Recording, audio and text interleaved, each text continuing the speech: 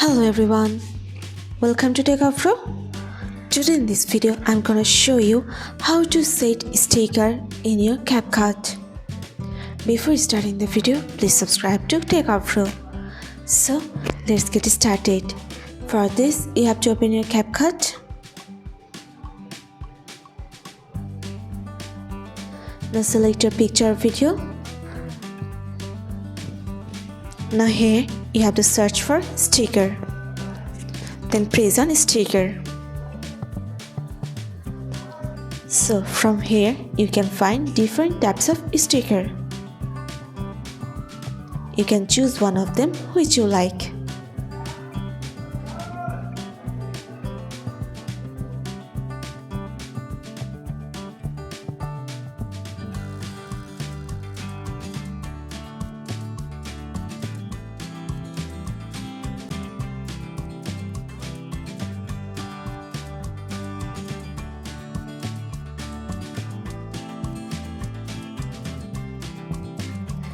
That's it.